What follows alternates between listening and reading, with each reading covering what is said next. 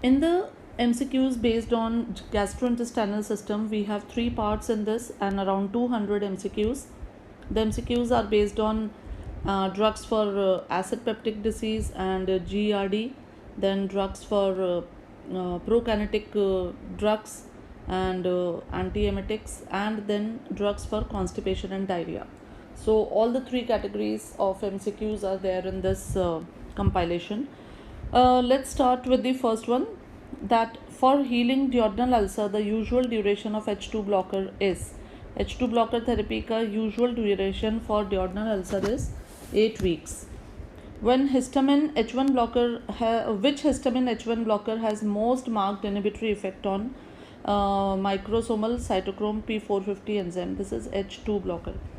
So कौन से we all know, very commonly we have come across this name also, that cimetidine has got an inhibitory effect on the cytochrome P450 system. Ranitidine differs from cimetidine in the following aspect. Ranitidine और cimetidine में क्या अंतर है? It is less potent, it is shorter acting, it does not have anti-androgenic action, it produces more CNS effects. So here it is more potent actually, it is longer acting, it does not have CNS effects, but it does not have anti-androgenic action, which is commonly seen with the cimetidine and not in ranitidine. What is the typical range for the half-life of H1 receptor antagonist after oral administration in adults? The typical range for a half-life of H2 receptor antagonist after oral administration is 1 to 3 hours. Now, H2 antagonist, we know that they are highly effective in acid peptic disease. Cimetidine was the first drug which was introduced. They are very commonly used now, and they are basically competitive antagonist at H2 receptor. Okay, and they are rapidly absorbed and peak serum concentration reaches in 1 to 3 hours. Here, if an additional information I would like to give, then I'll say that ranitidine has a furan ring while cimetidine has an imidazole ring, so that it is difference. Which of the following H2 receptor antagonist is known to have anti-androgenic effects? This is cimetidine, which has got anti-androgenic effects. Cimetidine also crosses placenta and reaches the milk, and dose reduction is required in the renal failure. Choose the drug which blocks basal as well as stimulated gastric acid secretion without affecting cholinergic, histaminergic and gastrin receptors. Now cholinergic भी नहीं चाहिए हमको, histaminergic भी नहीं और gastrin receptors भी नहीं, तो वहाँ पे वो ड्रग आती है peranzapine. Peranzapine is a proton pump inhibitor and it works by inhibiting the proton pump and hydrogen potassium ATPase को block करती है, जिससे कि the secretion of hydrogen ion into the gastric acid is reduced. The drug beneficial in NSAID induced gastric ulcer. NSAID induced gastric ulcer may we use PGE1 analog. Why? Because they inhibit first of all gastrin release. This is the chemical substance that causes increased acid secretion. Then it increases the mucosal blood flow. It also promotes cytoprotective action by increasing in the mucus secretion. So mucus secretion से एक cytoprotective layer बनाती है, and it also increases the bicarbonate ion levels. NSAIDs, what they do is they inhibit the prostaglandins and therefore they cause the damaging effect on the gastric mucosa. The most efficacious drug for inhibiting round the clock gastric acid output is round the clock gastric acid output को inhibit करने के लिए the drug which we have is omeprazole. Which of the following side effects is typically associated with long-term use of cimetidine? Long-term use of cimetidine. अब cimetidine again जैसे phenytoin है, clonidine है, ऐसे cimetidine भी बड़ी important drug मानी जाती है. तो क्या क्या side effects इसके साथ associated होते हैं? Osteoporosis, hypothyroidism, loss of libido, gynecomastia, decreased sperm count. So the options that we have or which are associated is it causes gynecomastia definitely, yes. तो 3, 4, 5, तो आप देखो 4 यहाँ पर आ रहा है. It causes loss of libido, it has anti-androgenic effect and decreased sperm count. So we have this answer.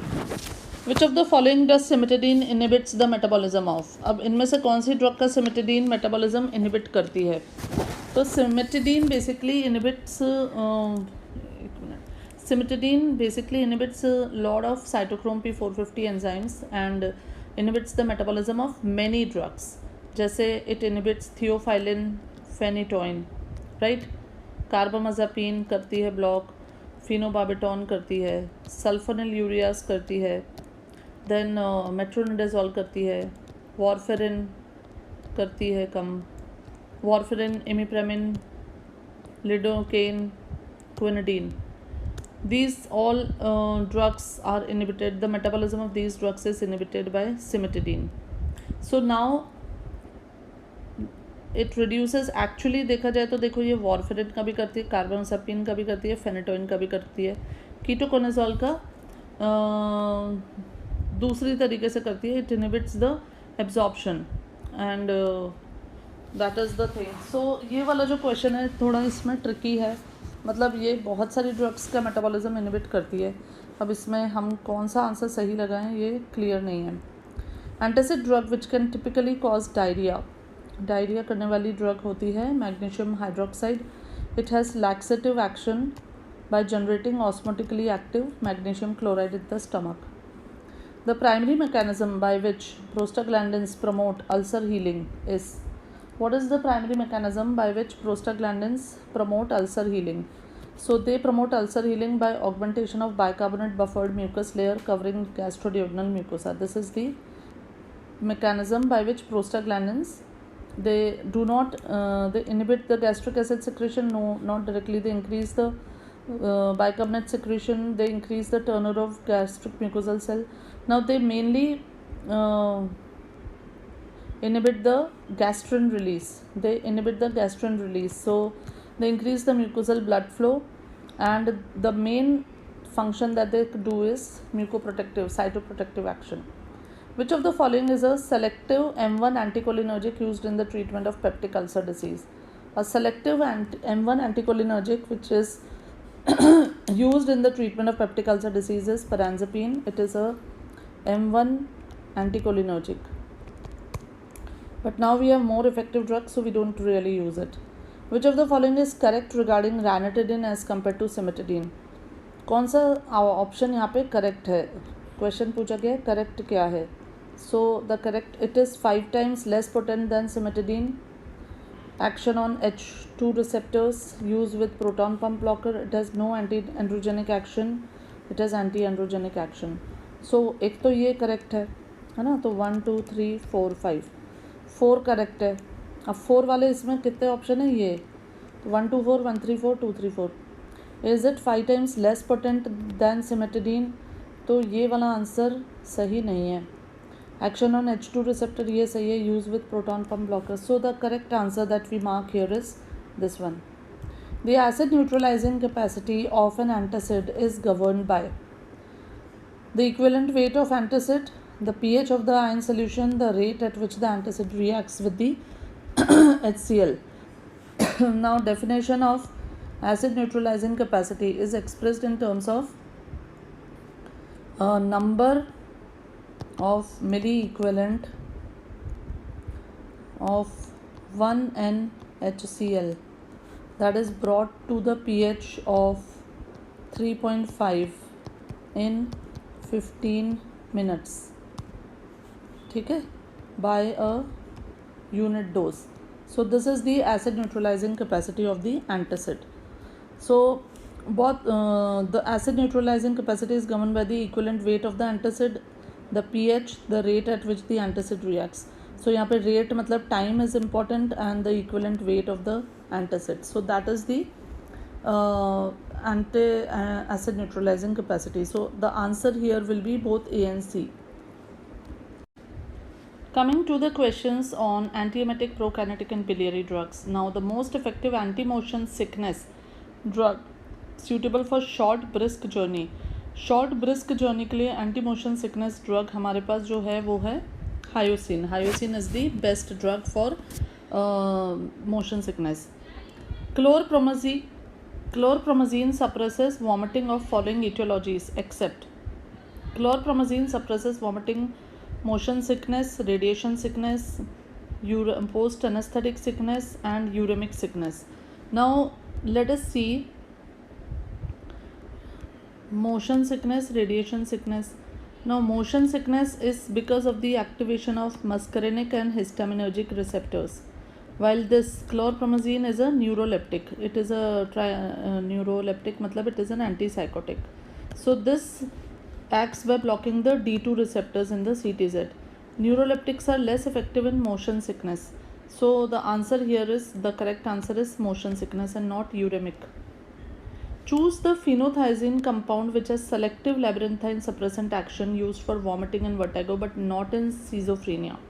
So the phenothiazine compound, which that means they're asking about the antipsychotic or neuroleptic element which has selective suppressant action for labyrinthine, matlab vestibular, and is used for vomiting and vertigo but not in schizophrenia. Schizophrenia में use नहीं करते हैं.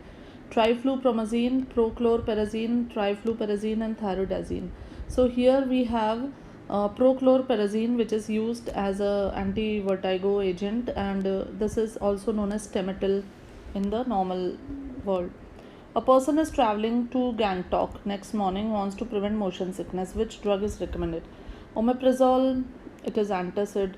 Ranitidine, antacid है. Scopolamine patch a night before, and dimenhydrinate 1 hour before the journey. So here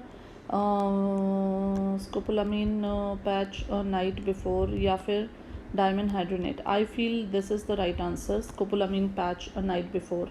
That will help in the motion sickness control better. Metoclopramide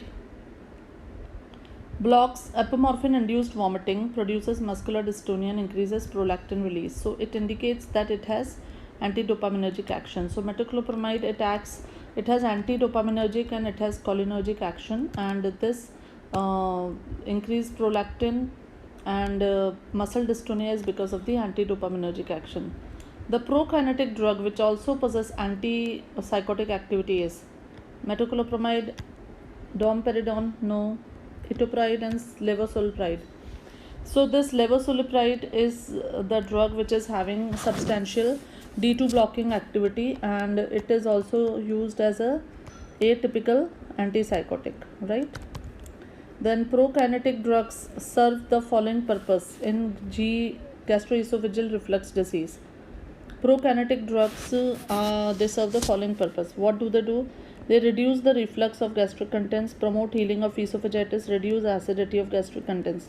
This is the right answer. Prokinetic drugs, they just basically reduce the reflux of gastric contents into the esophagus. That is their main action, right? Next, ondansetron blocks the ametogenic impulses at the following sites. Ondansetron block कैसे करता है?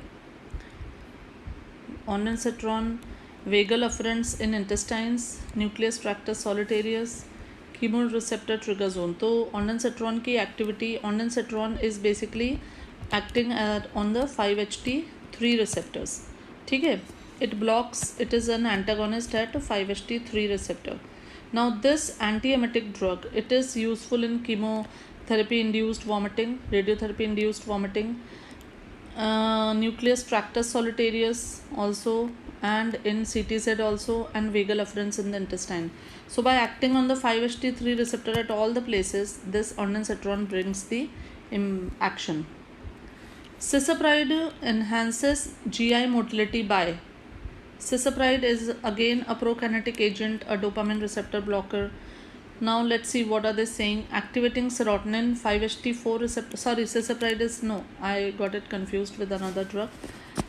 Cisapride enhances GI motility by activating serotonin 5-HT receptor, activating muscarinic receptor, blocking dopamine D2 receptor, all of the above.